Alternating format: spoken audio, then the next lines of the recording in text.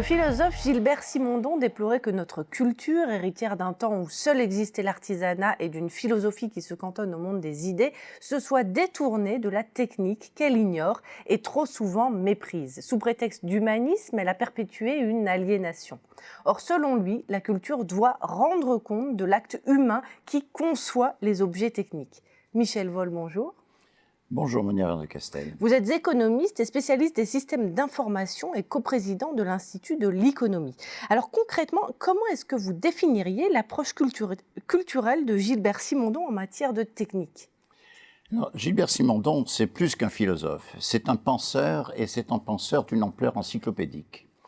Il s'est évidemment occupé de la technique, comme vous le dites, de la mécanique, de la physique. Il s'est occupé de la physiologie, il s'est occupé de la psychologie.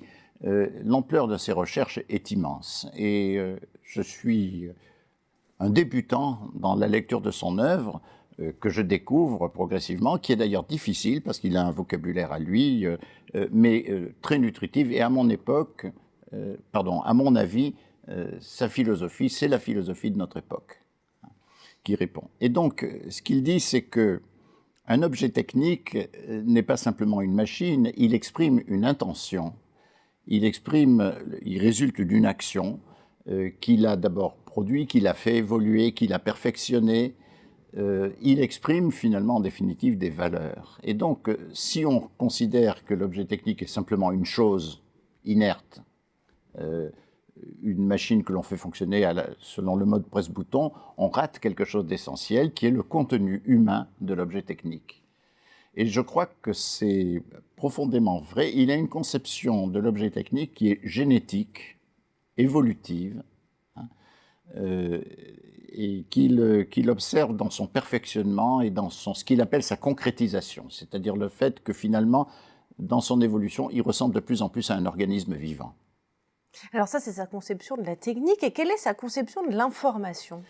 Alors justement, sa conception de la technique est cohérente avec une conception de l'information qui est tout à fait différente de la théorie de l'information de Shannon, qui a eu tellement d'influence sur les informaticiens. Et que vous allez nous expliquer. Voilà, la théorie de l'information de Shannon, elle est de nature, je dirais, postale, en ce sens qu'il s'agit de s'assurer qu'un message qui est transmis arrive à son récepteur dans la forme exacte où il a été émis. C'est le côté fidélité de la transmission, un peu comme un facteur, il vous remet une lettre qui lui a été remise, voilà.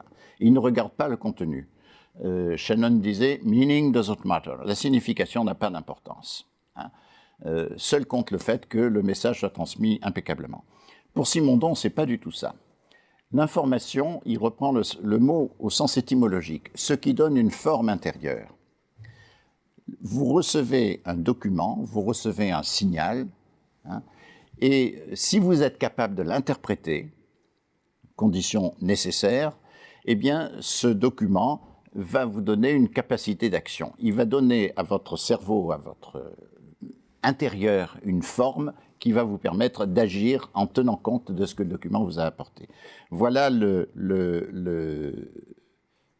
la théorie de l'information de Simondon, qui, à mon avis, est beaucoup plus cohérente avec ce qui se passe dans l'informatisation, où en effet, la relation entre le cerveau humain et ce qu'apporte l'informatique est cruciale. Après tout, si les messages n'ont pas de sens, si les messages n'apportent rien qui vaille, si nous ne sommes pas capables de les interpréter, si nous n'avons pas reçu la formation qui permet d'interpréter les messages qu'on reçoit, eh bien, tout ça ne sert à rien. Alors ça me donne envie de vous poser une question. Comment est-ce qu'on peut interpréter tout ça en matière de management ? Comment est-ce que tout ce que vous dites là peut être interprété de bonne manière pour améliorer le management en entreprise ? Vous savez, on dit bien que l'information doit se communiquer, que l'entreprise d'aujourd'hui est essentiellement communicante. Et donc les conditions dans lesquelles des messages, des documents peuvent être compris, les conditions nécessaires à l'accueil du document, donc la formation préalable, le fait qu'on sache interpréter, la compétence nécessaire, tout ça, ça fait partie effectivement du problème de l'organisation de l'entreprise. Ça apporte un changement profond dans la manière dont on voit,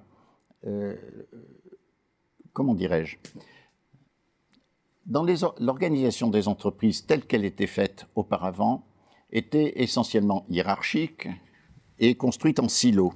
C'est-à-dire que chaque direction était un silo, et à l'intérieur du silo, il y avait encore des étages, et on ne communiquait pas entre silos, et on ne communiquait pas entre les étages. Hein, c'est très étrange de voir comment ça fonctionne quand même, cette organisation de la non-communication, cette organisation de la non-information, et de la non-coopération dans les entreprises, tout ça sous le prétexte d'une rationalité hiérarchique qui est complètement fallacieuse, bien sûr. Hein, voilà.